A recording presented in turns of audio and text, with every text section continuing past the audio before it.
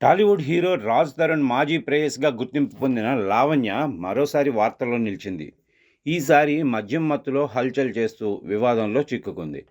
సంగారెడ్డి జిల్లా మల్కాపూర్ మండలం మల్లెపల్లి సమీపంలో లావణ్య తన కారులో వెళ్తుండగా బైక్‌పై ప్రయాణిస్తున్న ఓ వ్యక్తిని ఢీకొట్టింది. ప్రమాదం జరిగిన వెంటనే కారు ఆపకుండా అక్కడి నుంచి వెళ్ళిపోవటానికి ప్రయత్నించగా స్థానికులు ఆమెను అడ్డుకున్నారు. ఈ సమయంలో తాను తప్పు చేయలేదని లావణ్య స్థానికులతో వాగ్వాదానికి దిగింది. సమాచారం అందుకున్న పోలీసులు అక్కడికి చేరుకుని డ్రంక్ అండ్ డ్రైవ్ పరీక్ష నిర్వహించగా ఆమె మద్యం సేవించినట్లు తేలింది. దీంతో లావణ్యపై కేసు నమోదు చేసి కారును సీజ్ చేసి కొండాపూర్ పోలీస్ స్టేషన్కు తరలించారు. గొడవ సమయంలో లావణ్యతో పాటు మరో వ్యక్తి కూడా కారులో ఉన్నట్లు తెలుస్తోంది. అలాగే కారులో మద్యం బాటిళ్లు ఉన్నాయని స్థానికులు చెప్తున్నారు.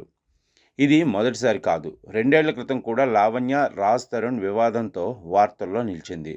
తనను పెళ్లి చేసుకుంటానని నమ్మించి 6 ఏళ్లు సహజీవనం చేసి మోసం చేశాడని లావణ్య ఆరోపించింది. గుడిలో వివాహం జరిగిందని, అబార్షన్ చేయించేందుకు ఒత్తిడి తెచ్చాడని కూడా ఆమె చెప్పింది. హీరోయిన్ మాల్వి మల్హోత్రాతో సంబంధం పెట్టుకుని తనను దూరం పెట్టాడని ఆరోపించింది.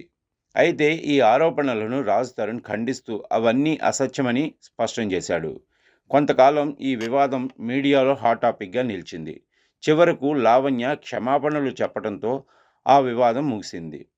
ఇప్పుడు మళ్ళీ మద్యం మత్తులో జరిగిన ఈ ఘటనతో లావణ్య వార్తల్లోకెక్కింది.